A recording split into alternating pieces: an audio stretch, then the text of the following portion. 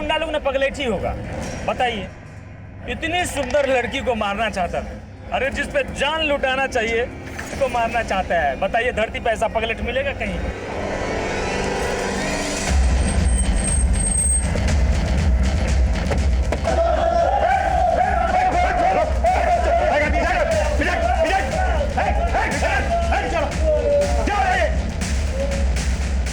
देखिए ना सर, ये लोग मारपीट कर रहे हैं। सर इन्होंने मेरे भैया की लाश बदल दी।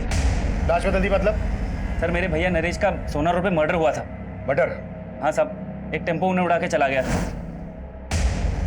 पहले बोले डेथ एक्सीडेंटल है, और अब जब हम अंतिम संस्कार के लिए बॉडी लेने आए तो ये लोग हमें गलत बॉडी दे रहे हैं। विवेक क्या कह रहा है तू? तेरे नरेश भैया जिंदा है। आप कौन? सर ये मेरी भाभी है, नरेश भैया की बीवी। पर ये तो बोल रही है कि नरेश जिंदा है और तुम बोल रहे हो सर इनकी दिमागी हालत ठीक नहीं है। भाभी आप घर जाइए, मैं यहाँ सब निपटा के आता हूँ। एक मिनट, आपको जो भी कहना है कहिए। साहब हमारे साथ कोई मजाक कर रहा है। वो लाश नरेश जी की थी नहीं तो हम कैसे मान ले कि वो मर गए हैं? सर ये शिनाख्त के लिए नहीं गई थी। सोना पुलिस ने नरेश भैया की बॉडी मुझे दिखाई थी। भाभी ने उनकी बॉडी तब देखी जब हम उन्हें अंतिम संस्कार के लिए ले जाने आए। गलत बॉडी देख के भाभी को लग रहा है नरेश भैया जिंदा है। पर तू तो कह रहा है कि तेरे भैया का एक्सीडेंट नहीं हुआ था, मर्डर हुआ। किसी पर शक जताया था? हाँ, नरेश भैया ओवरसीयर थे। एक कॉन्ट्रैक्टर अपना प्रोजेक्ट पास करवाने के लिए उन्हें रिश्वत देने की कोशिश कर रहा था। उन्होंने उस कॉन्ट्रैक्टर के खिलाफ एक्शन लिया था, उसी ने मरवाया होगा नरेश भैया को। बस कर विवेक तू, मैं कह रही हूँ तेरे भैया जिंदा है।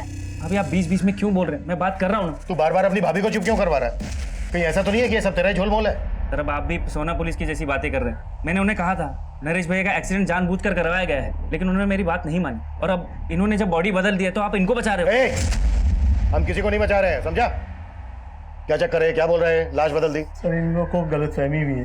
9 नंबर की लाश इनकी थी, इनको दे दी हमने। अरे नंबर से हमें क्या लेना देना? पीछे रह के बात कर। सर हमारे भैया को पहचानेंगे नहीं क्या? उनकी बॉडी अंदर है ही नहीं, इन्होंने कहीं गायब कर दी। तेरे नरेश भैया का फोटो है तेरे पास?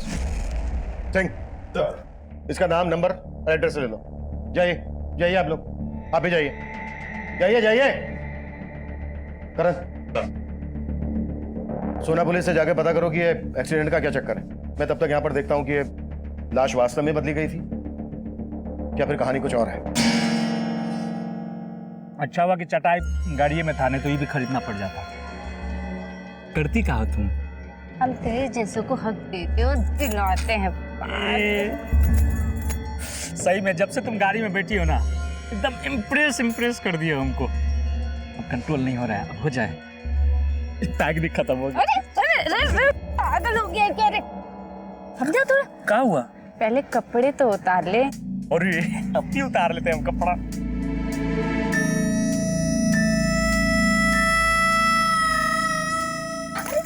तो अब क्या हुआ? मुझे भी तो कपड़े उतारने दे। और ये तो जल्दी उतारो ना। जल्दी उतारो, जल्दी उतारो। अरे कपड़ा लेके कहाँ जा रही हो? ले आ साले, बहुत हक चाहिए था ना तुझे। अब देखी तुझे हक, कुत्ता कमीना कहीं का। मेरी इज्जत लूटना चाहता था तू, मेरी इज्जत। लूट का रहे थे हक तो तू भी दे रही थी ना, हम मांगने गए थे हक। अब आ बाहर कमीना तू। ले कमीना कुत्ता कहीं का साला।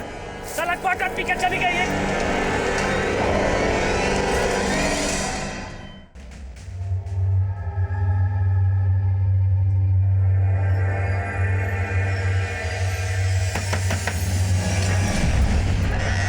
हाँ बोलिए। कौन है तू और मेरे घर में क्या कर रही है? ये मेरा घर है। ये मेरे पति का घर है। कहाँ है मेरा पति? चिंटू के पापा, जरा हट। चिंटू के पापा जरा बाहर निकलना। चिंटू के पापा, चिंटू के पापा जरा बाहर निकलना। अरे कौन चिंटू के पापा? इधर कोई चिंटू के पापा नहीं रहता है। वही चिंटू के पापा जो तुझे यहाँ पे मेरी सौत बना के लाए। क्या है वो? बाहर निकालो उसे। क्या बकवास कर रही है? मैं बकवास कर रही हूँ? लगा ना तुझे धक्का? तुझे देखकर मुझे भी ऐसा ही धक्का लगा। क्या है चिंटू के पापा? बाहर निकाल मेरे पति को। अरे धक्का तो मैं तुझे दूंगी। चल निकल यहाँ बाहर से। निकालेगी ना तू, तुझे बाहर निकालेगी ना। मेरे पति को तो तूने संभाल लिया, ले उसके बच्चे को भी संभाल, समझी तू? अरे एक लेकर जा तेरे बच्चे को। हुआ क्या? वो तो आप बताएंगे। ये कह रही कि ये आपकी बीवी है और ये बच्चा आपका है। नहीं बहन जी, मैं इनकी बात नहीं कर रही थी। मैं तो अपने पति किशोर की बात कर रही थी। वो क्या है कि 6 महीने पहले मैं अपने पति के साथ यहाँ रहती थी।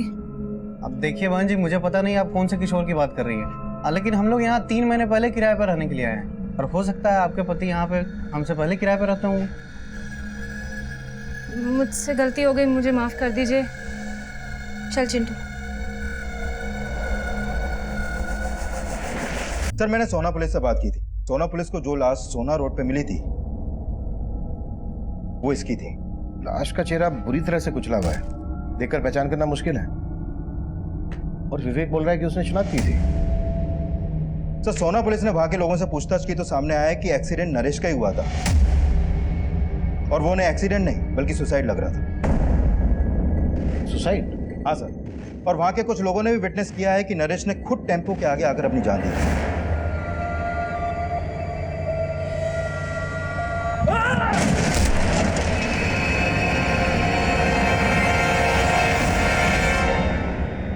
एक तरफ सोना पुलिस को कई ऐसे आई विटनेस मिले थे जिन्होंने नरेश को सुसाइड करते हुए देखा था, वहीं दूसरी तरफ नरेश का छोटा भाई विवेक बोल रहा था कि नरेश का मर्डर हुआ था, और नरेश की पत्नी मालती का मानना था कि नरेश मरा ही नहीं, जिंदा है। और इन सब बातों के बीच नरेश की लाश बदले जाने का मामला हमारे सामने आया। इस केस में दोहरे मापदंडों को देखते हुए यह केस पूरी तरह से हमें सौंप दिया गया, और हम सबसे पहले उस कॉन्ट्रैक्टर रिद्धेश सोलंकी से मिले जिस पर नरेश की हत्या करवाने का शक जताया जा रहा था। सर आप बेकार में मुझ पर शक कर रहे हैं। नरेश की मौत से मेरा कोई लेना देना नहीं है।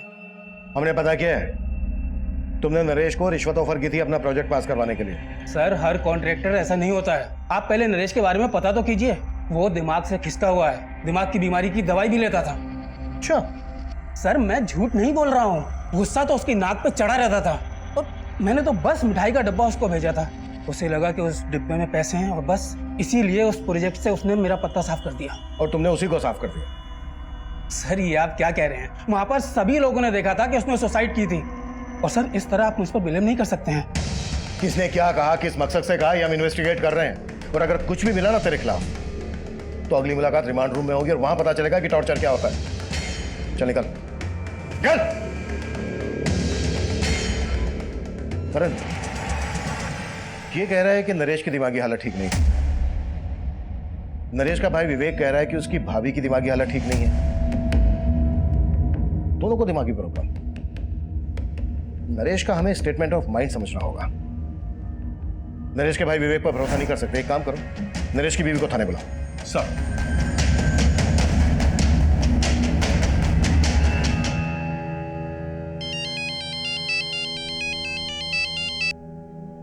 हाँ दिनेश बोलो। दी तुम अब तक गाँव नहीं आई वापस? नहीं दिनेश, जब तक किशोर जी का पता नहीं लग जाता हम गांव नहीं आएंगे वापस। अरे दीदी कोई फायदा नहीं है वहाँ रुकने का, जीजा जी अब मिलने वाले नहीं है। क्यों? क्यों नहीं मिलने वाले? अरे दीदी उनने अपना पता बदल दिया और तुम्हें बताया तक नहीं। अब कैसे उन पर भरोसा कर सकती हो? मैं बोल रहा हूँ वो तुम्हें धोखा देके गायब हो गए। अब वहाँ भटकने का कोई फायदा नहीं है, चुपचाप गाँव वापस लौट आओ। देखो दिनेश, हम गांव वापस नहीं आएंगे, और वैसे भी जहाँ किशोर जी काम करते हैं उस फैक्ट्री का हमें पता चल गया है। हम वहीं जा रहे हैं उनके पास।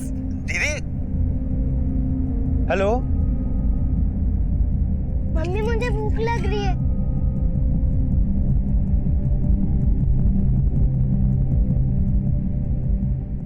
ये देखो तुम्हारा पसंदीदा चाइनीज।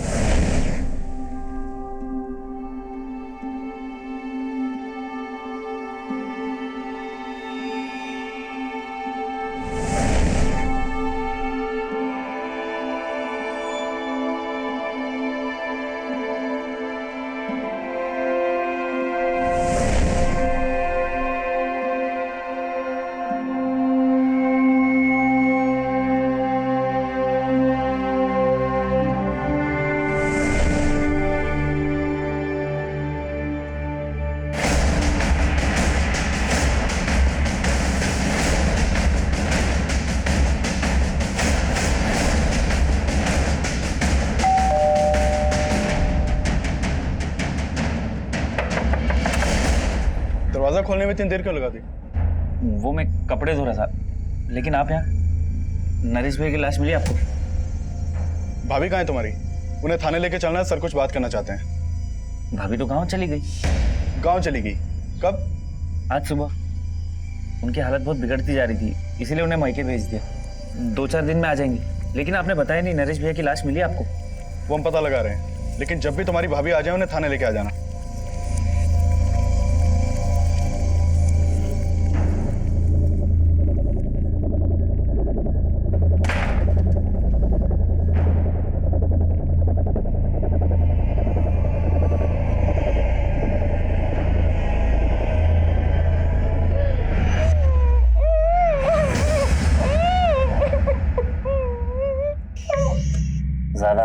करने की कोशिश मत करो बात, वरना भैया की तरह आपके भी प्राण निकल जाएंगे।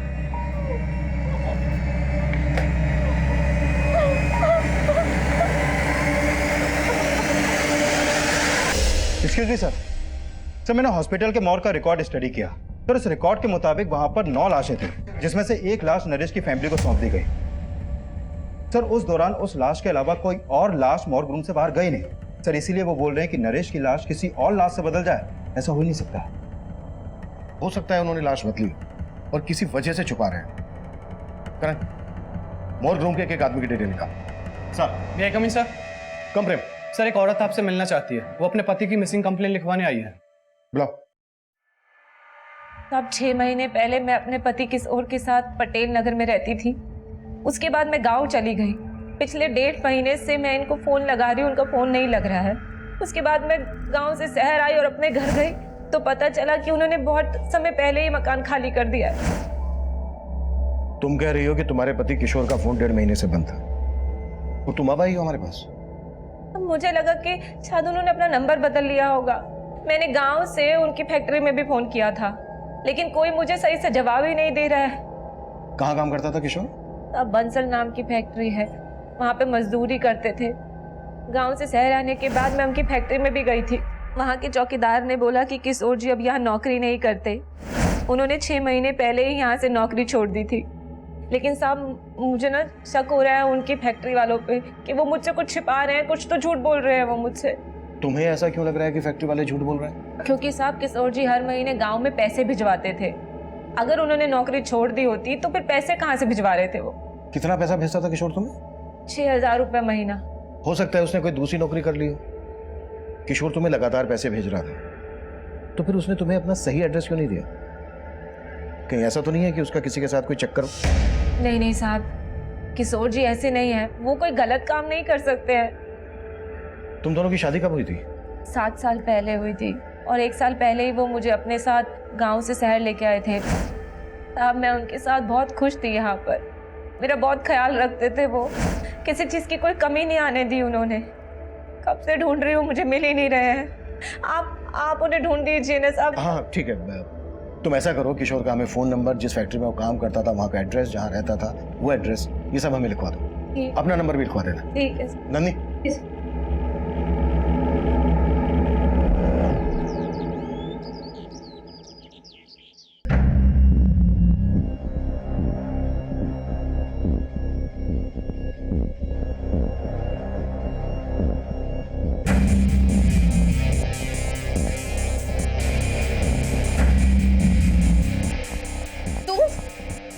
तू यहाँ क्या कर रही है? चल निकल यहाँ से। अरे कहाँ हुआ खुशबू?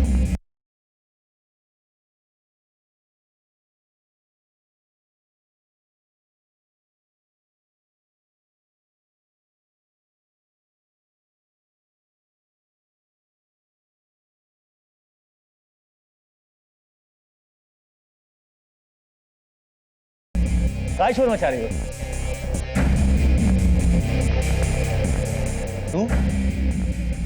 तू यहाँ क्या कर रही है? तुम क्या देख रहे हो? आरती उतारोगे क्या इसकी? निकालो बाहर इसे। ऐसे नहीं मारेगी, चल निकाल। छोड़ो छोड़ो, मुझे कहाँ लेके जा रहे हो तुम? मुझे तेरी जगह दिखाने। छोड़ो मुझे, छोड़ो। बोला ना, चल।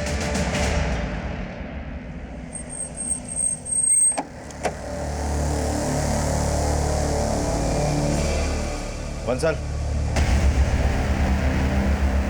जी, किशोर 6 महीने पहले तक मेरी फैक्ट्री में काम करता था, लेकिन फिर अचानक उसने काम छोड़ दिया। यहाँ से काम छोड़ने के बाद उसने कहाँ पर काम किया? अब ये तो मुझे पता नहीं, पर हाँ मेरे मैनेजर ने बताया कि वो अपनी आखिरी महीने की तनख्वाह भी लेकर नहीं गया। कितनी तनख्वाह थी उसकी? यही 6,000 रुपये, बाकी लेबर की तरह। 6,000 रुपये? इतने ही पैसे हर महीने वो अपनी बीवी को भेजता था, फिर अपना खर्चा कैसे चलाता होगा? तो वो बहुत जुगाड़ी आदमी था। जब वो पहले दिन मेरी फैक्ट्री में आया था ना काम करने के लिए, तो उसका पहनावा देखकर मैं मतलब हैरान हो गया था। Good morning sir. Good morning. कौन से डिपार्टमेंट से हो आप? सेठ जी, हम किशोर, आपका नया वर्कर, आज ही से ज्वाइन किया हूँ। मैं तो सोच रहा था कि मेरे मैनेजर ने उसे किसी दूसरे डिपार्टमेंट में रखा होगा, पर बाद में पता चला कि उसे काम की काफी जरूरत थी, तो वो यहाँ मजदूरी करने को भी तैयार हो गया। और थोड़े दिनों बाद उसने मेरी फैक्ट्री के साथ साथ दूसरी फैक्ट्रीज में लेबर सप्लाई का काम भी शुरू कर दिया। यहाँ किसी के साथ उसका कोई लड़ाई झगड़ा हुआ था? जी हाँ, लड़ाई तो हुई थी। एक पाठक नाम का आदमी था जो पहले मेरी और दूसरी फैक्ट्रीज में लेबर सप्लाई का काम करता था, पर जब से ये किशोर इस धंधे में कूदा तो पाठक का काम बैठ गया। तूने मेरे धंधे में हाथ डाल के अच्छा नहीं किया। अपना बोरिया बिस्तर उठा के जा, वरना मैं तेरी वरना क्या कर लेगा रे? क्या कर लेगा? चल निकल यहाँ से। मैं अभी नहीं डरता तेरी धमकियों से, समझा ना? तेरी ये मजाल देख, मैं तेरे को बताता। अबे चाकू ऐसे नहीं, ऐसे खोलते हैं। अब चला के दिखाओ कैसे चलाना है, दिखाओगे चला के? किशोर, पाठक, क्या हो रहा है पर? हाँ? सर मैंने तो किशोर को बोला भी था कि वो पुलिस में कंप्लेन कर दे, पर उसने कोई एक्शन ही नहीं लिया। तो आपको लगता है पाठक किशोर के साथ कुछ कर सकता है? अब सर मैं तो इसके बारे में कुछ बता नहीं सकता, ये तो आप पता कीजिए। पर सर किशोर का इस तरह से गायब होना मुझे कुछ ठीक नहीं लग रहा है। ठीक है सर, इस बंसल की बातें भी कुछ अटपटी सी लग रही हैं। कहीं हमसे कुछ छुपा तो नहीं रहा? पता करो इसके बारे में, और फैक्ट्री के दूसरे स्टाफ से भी बात करो, और बंसल जिसका नाम ले रहा है पाठक, उससे भी मिलो। सर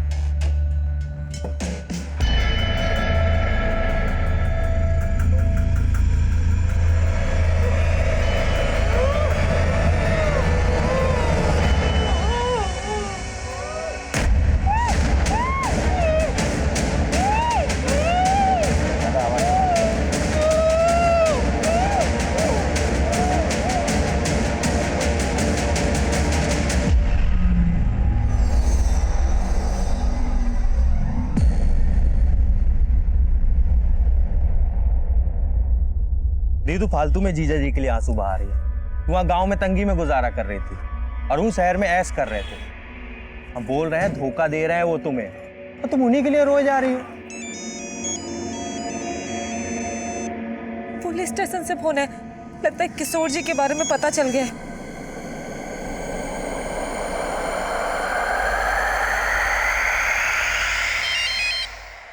हाँ सिंह, सर, मैंने पाठक के बारे में पता किया। वाकई किशोर से उसका 36 का आंकड़ा था। उठा लाओ। सर वो काफी दिन से गायब है। सर गुरुग्राम रेलवे स्टेशन के पास उसकी एक दुकान है, लेकिन दुकान भी काफी दिन से बंद पड़ी है। किशोर फिलहाल कहाँ रह रहा था, कुछ पता चला? सर उसका मोबाइल नंबर उसके पुराने एड्रेस पे रजिस्टर्ड है, लेकिन सर वो घर उसने 6 महीने पहले ही छोड़ दिया था। किशोर अपनी वाइफ को हर महीने पैसे ट्रांसफर करता था। उसके बैंक अकाउंट से उसका एड्रेस पता करो। ओके? जय हिंद सर। जय हिंद। सर मैंने किशोर की बीवी से बात की।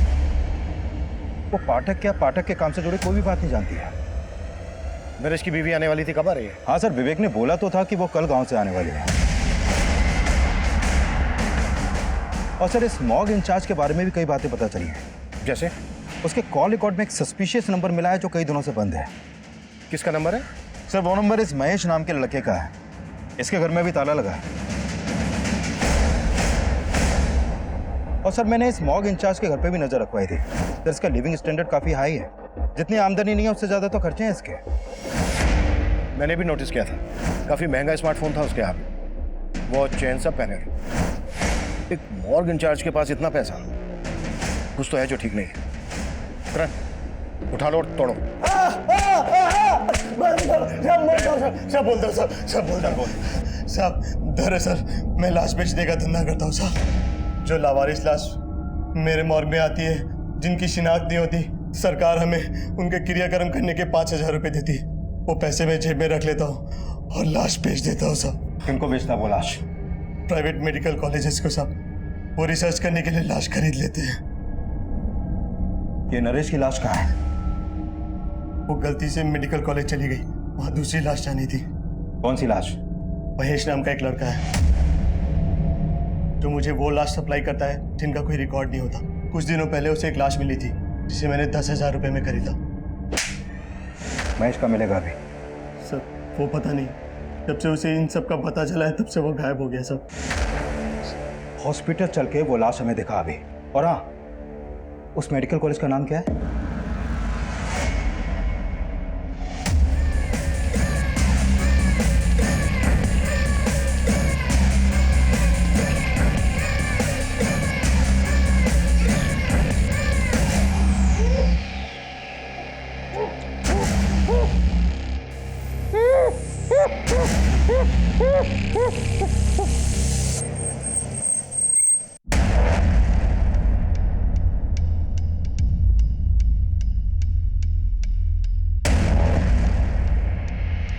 सिंह, नरेश के भाई और नरेश की बीवी को शनाख्त के लिए बुला लो और यहाँ के डीन और इंचार्ज को थाने लेकर आओ। ठीक है सर।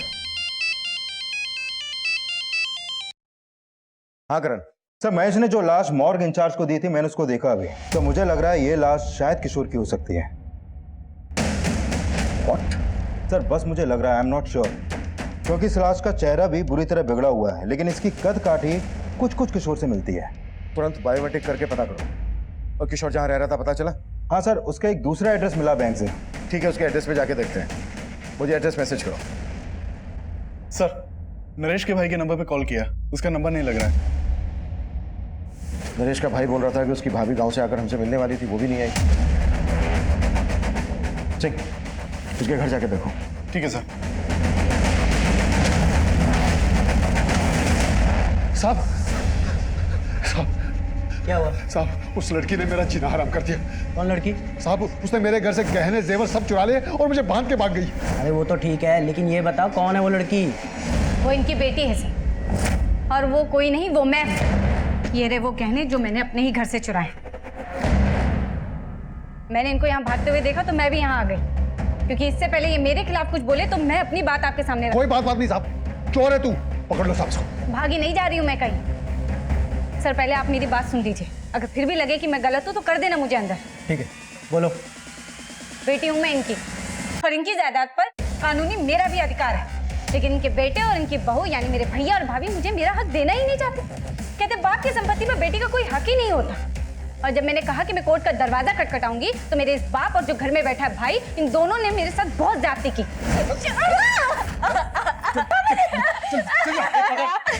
ये ना ऐसे नहीं मानेगी, रुक। कर देगी ना साइन, करेगी ना?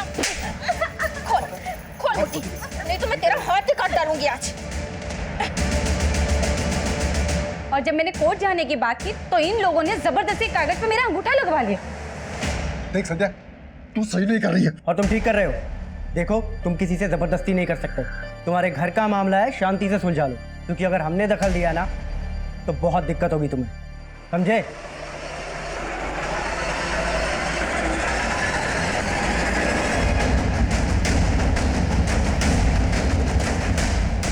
सर यही किशोर का घर है, लेकिन पड़ोसियों से पता चला है कि कई दिनों से यहाँ पे ताला लगा है।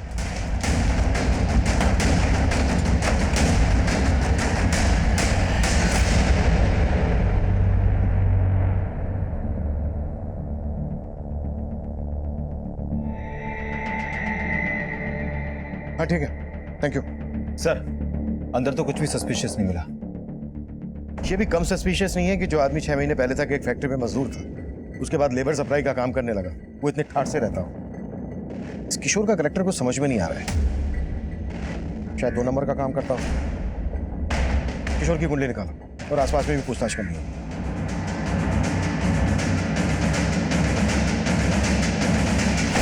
सर किशोर क्या करता था ये तो नहीं मालूम मुझे, लेकिन काफी धाकड़ आदमी था। लोग महंगी महंगी गाड़ियों से आते थे यहाँ। किशोर के साथ यहाँ कोई और भी रहता था? फिलहाल तो वो अकेला रहता है, लेकिन कुछ टाइम पहले उसकी बीबी भी यहीं रहती थी।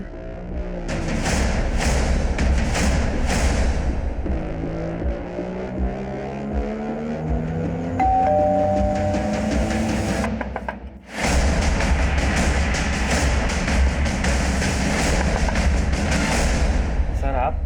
ये हमेशा दरवाजा देर से क्यों खोलता है तू? वो तेरा फोन क्यों नहीं लग रहा है? सर शायद मेरे फोन की बैटरी डाउन हो गई होगी, मैं तो सो रहा था सर। अच्छा, भाभी कहाँ है तेरी? सर गांव से आ गई क्या? सर वो भाभी तो हरिद्वार चली गई भैया के आत्मा शांति की पूजा के लिए। अच्छा, आत्मा शांति की पूजा। तेरी भाभी तो मान नहीं रही थी कि तेरे भैया मर चुके हैं, और अभी हरिद्वार पहुंच गई आत्मा शांति की पूजा कराने। सर चल देखने दे। बताइए ना। अरे तो पीछे हट। सर पूरा घर चेक करो। सर हुआ क्या? अरे तो देखने दे, हट पीछे। पीछे हट। सर कुछ नहीं है। हाँ चल चेक तो करने देना, चुप रह। साइड हो। सर कुछ नहीं है। साइड हो तो साइड हो, देखने देना।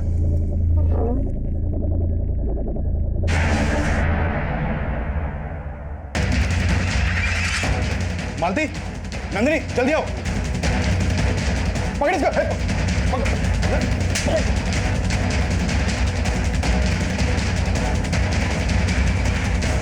पकड़ो इसे, सिर्फ मेरे पति को मारा है।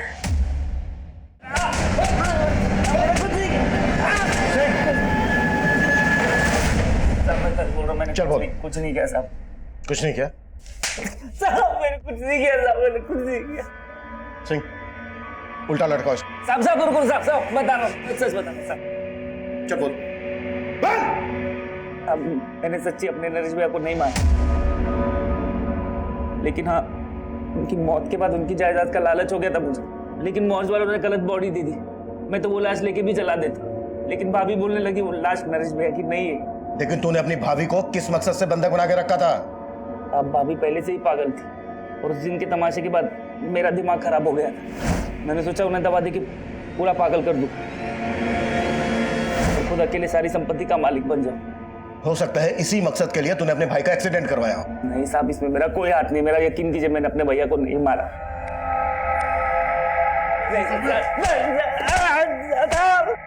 सर, हमने उस लाश का बायोमेट्रिक किया था, वो लाश किशोर की है और उसके आधार कार्ड पे उसके गांव का एड्रेस है। यानी अब यह कंफर्म हो गया है कि किशोर का मर्डर हुआ है और वो लाश जो महेश ने मॉर्ग इंचार्ज को दी थी वो किशोर की थी। महेश के बारे में कुछ पता चला? सर, हमने अपने खबरियों को उसे ढूंढने के लिए लगाया हुआ है और सर ये भी पता चला है कि किशोर की बीवी अब यहाँ नहीं है, वो कल अपने भाई के साथ गांव चली गई थी।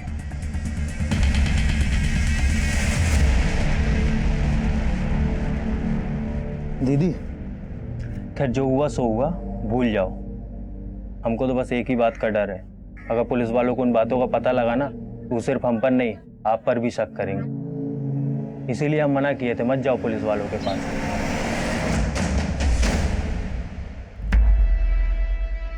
अरे अरे कौन हो तुम लोग और अंदर कैसे घुसे चले आ रहे हो? अरे भाभी जी, इन्हें मैंने बुलवाया है।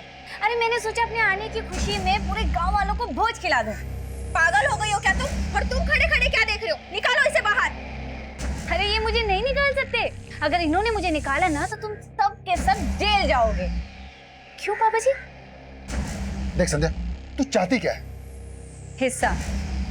चल दे दिया तुझे हिस्सा, मैं तुम्हें लिख के देता हूँ। पापा जी, अब मैं लिखे विखे पर भरोसा नहीं करूंगी। हाँ एक काम करते हैं, ये घर आप सब रख लो, लेकिन इस घर की आधी कीमत यानी कि 20 लाख रुपए कैश मुझे दे दो, कर लेते हैं समझौता। 20 लाख? भाभी जी, अगर 20 लाख नहीं दिए ना तो कोर्ट कचहरी पुलिस ये सब। पापा जी, भाभी जी तो नहीं समझ रहे, लेकिन आप तो समझ रहे हैं ना।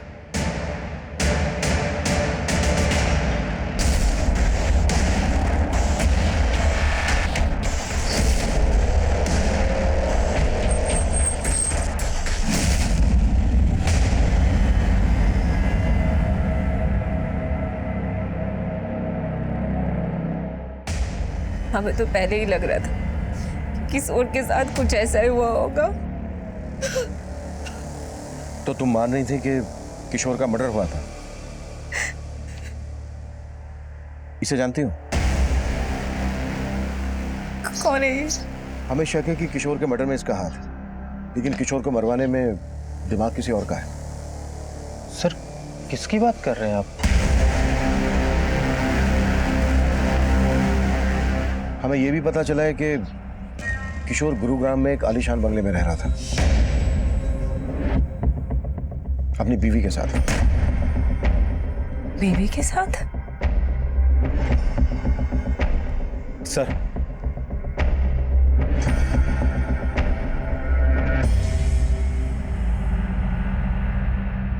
सर एक किशोर के बचपन का दोस्त है, इसने बताया है कि ललिता से शादी करने से 6 महीने पहले ही किशोर की किसी और लड़की से भी शादी हुई थी। हाँ साहब, वो उसके भाई किशोर से काफी नफरत पाल के बैठा था, तब उनके बीच में काफी मारपीट भी हुई।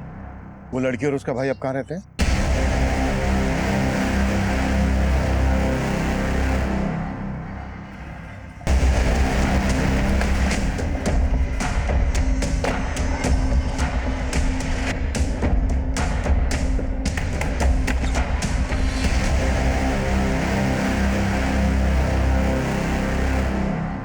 और दिए थे हम धमकी किशोर को। मेरी बहन से दूर रहना, मैं जान से मारेंगे देखो। ए चल। उसके बावजूद हमारी बहन को भगा ले गया, लेकिन सर इस बात को सालों बीत चुके हैं, अब ये सब क्यों पूछ रहे हैं आप? क्योंकि किशोर का मर्डर हुआ है और पता चला कि किशोर नहीं बल्कि तुम्हारी बहन संध्या उसको अपने साथ लेकर भागी थी और शहर जाकर किशोर को छोड़ के वो फिर से किसी और के साथ भाग गई और अभी 6 महीने पहले वो वापस किशोर की जिंदगी में आई और अभी रिसेंटली उसको किशोर के साथ गुरुग्राम के एक घर में देखा गया। उसी के बाद हमें किशोर की लाश मिली। कहाँ है संध्या? सर हमें नहीं मालूम। मालूम नहीं है, कहीं छुपा के रखा है उसे। अरे सर हम क्यों छुपाएंगे, हम तो उल्टा उससे पीछे छुड़ाना चाहते थे। आई थी वो यहाँ, लेकिन 6 महीने पहले।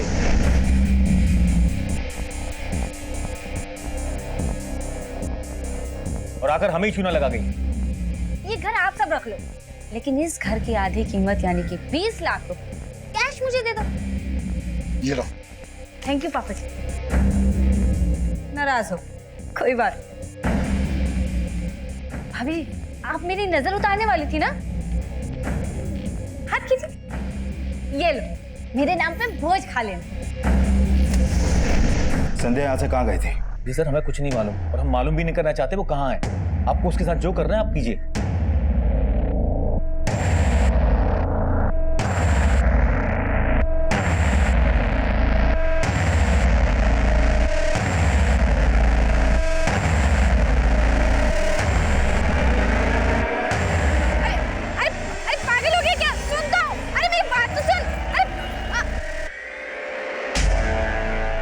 सर संध्या के भाई और फादर से उसका एक नंबर मिला था जो काफी दिनों से बंद है। हो सकता है उसने कोई नया नंबर ले लिया हो, और अगर उसने कोई नया नंबर लिया है तो किसी ना किसी सर्विस प्रोवाइडर को उसने अपना आईडी दिया होगा। करण, टेलीकॉम कंपनी को संध्या का अपडेट भेजो, शायद उसका कोई दूसरा नंबर सामने आ जाए। Right sir. किशोर की पहली पत्नी संध्या किशोर मर्डर केस में प्राइम सस्पेक्ट बनकर सामने आई, लेकिन किशोर के काम से जुड़े कई ऐसे सवाल थे जिनका जवाब हमें अभी भी नहीं मिला था। और किशोर का वो घर जो किशोर की हैसियत से काफी आलीशान था, उस घर में संध्या ही किशोर की पत्नी बनकर रह रही थी। लेकिन गांव वालों के बयान के मुताबिक संध्या ने किशोर को कई साल पहले ही छोड़ दिया था। ललिता के रहते संध्या का किशोर की जिंदगी में वापस आना, कहीं ना कहीं ललिता और उसके भाई दिनेश का इसमें किशोर को मारने का मोटिव तो नजर आ रहा था। लेकिन इतना भी साफ था कि किशोर की लाश उस मॉर्ग इंचार्ज को महेश नाम के एक लड़के ने बेची थी। और पाठक के गायब होने का रहस्य भी हमारी समझ में नहीं आ रहा था। हमने पाठक, महेश और संध्या को ढूंढने के लिए अपना खबरी नेटवर्क एक्टिव कर दिया, और हमें जल्द ही महेश के सोनीपत में छुपे होने की टिप मिली।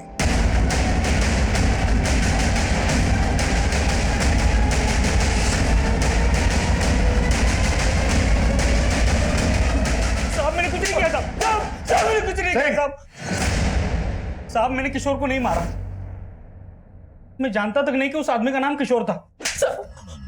यकीन मानिए साहब, मुझे उसकी लाश मिल गई थी जो मैंने मॉर्ग इंचार्ज को भेज दी बस। कहाँ मिली थी लाश?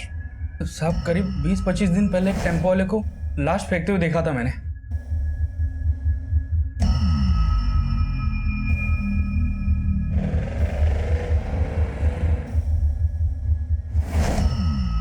कौन था टेम्पो वाला? नंबर बोल टेम्पो का। साहब वो नंबर नहीं देख पाया, वहां पे बहुत अंधेरा था। ऐसे नहीं बोलेगा ये। साहब मैं सच बोल रहा हूँ साहब, साहब मैं सच बोल रहा हूँ साहब, साहब साहब साहब मैं सच बोल रहा हूँ साहब।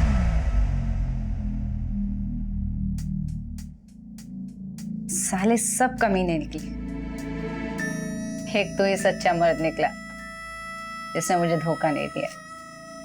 लेकिन तुम बहुत दी यार, साला बीच जंगल में नंगा करके भाग गई। लेकिन वापस आके तेरा घर भी तो बसाया।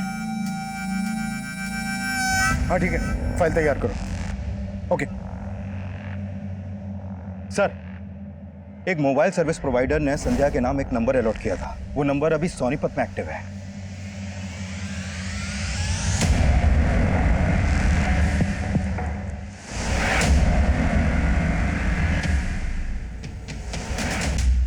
बच्चा देगी हमको। बोलना, कितने बच्चे चाहिए तुझे? एक टेम्पो बाहर खड़ा है उसके लिए, और एक दूसरा लोन पे लेने वाले हैं। बस दो, हम दो, हमारे दो। सॉरी यार, वो तो नहीं हो पाएगा, क्योंकि अब पूरी जिंदगी जेल में गुजरने वाली है तुम्हारी। ये प्लान तो कैंसिल।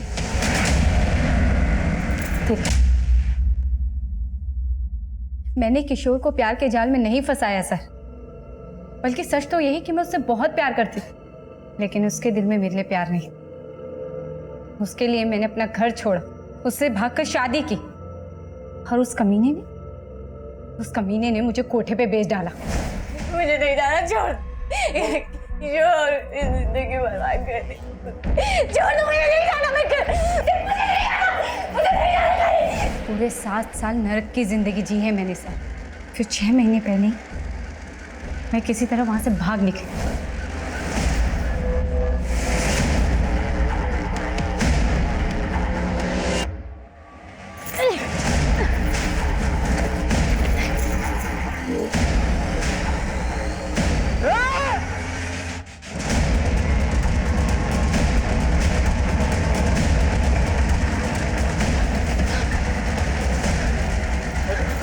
जल्दी करो, जल्दी करो।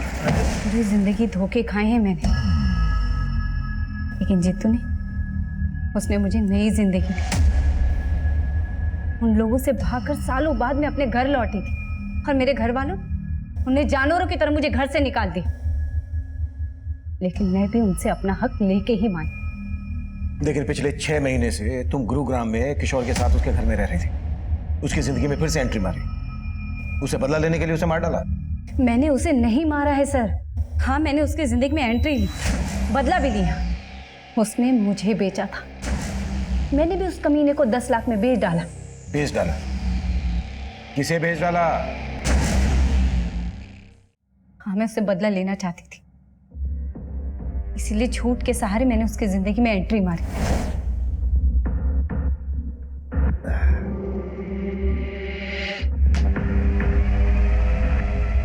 संध्या, प्रिया क्या कर रही है? तूने मेरी किस्मत बिगाड़ी थी ना, लेकिन मैं तेरी किस्मत संवार सकती हूँ। अच्छा? बोला उससे पति मत बन, दल्ला बन जा मेरा। और लालची इंसान तो गधे को भी बाप बना लेता है। फिर उसने तो मुझे झूठी मलिका बना ली, अपने बाबू लोगों को खुश करने के लिए मेरे साथ सुलाने लगा। लेकिन किशोर को किसे बेचा तुमने, ये बोलो। उसके बॉस बंसल को। कायल था वो मेरा, लेकिन अब सहा नहीं जा रहा, बहुत हो गए। इसलिए एक दिन, बंसल जी, मेरी माँ की बहुत तबीयत खराब है, मुझे 10 लाख की बहुत ज़रूरत है, प्लीज़ कर दीजिए ना। अब इतने प्यार से बोलोगे तो इंतजाम तो करना पड़ेगा मेरी जान। आप कितने अच्छे हैं ना। और फिर बंसल मेरी बातों में आ गया। बड़ी आसानी से उसने 10 लाख रुपए मुझे दे दिए, और फिर मैंने अपना रंग बदल दिया।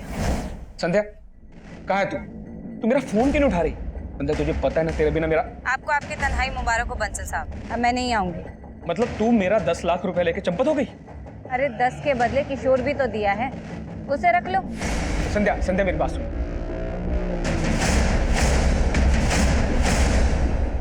फिर मुझे नहीं पता कि किशोर के साथ बंसल ने क्या किया।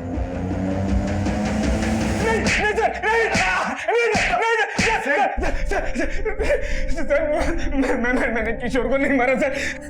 अच्छा? सर, उसकी बीवी मेरे 10 लाख रुपए लेके भाग गई थी सर, तो मैंने उसे अपना कुत्ता बना लिया था सर।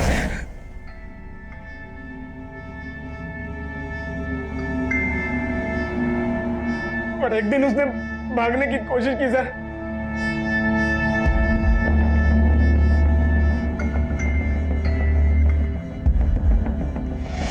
किशोर, ए किशोर!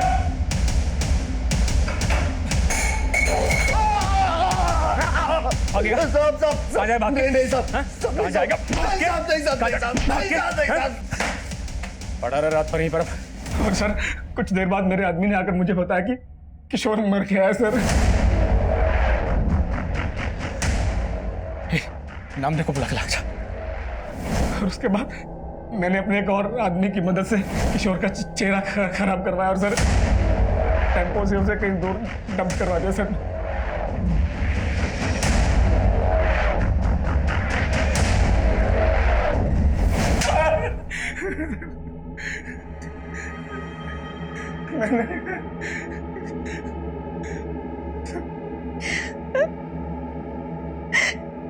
किशोर जी मेरे साथ भी यही सब करते थे। मुझे अपने दोस्त के साथ सुलाते थे।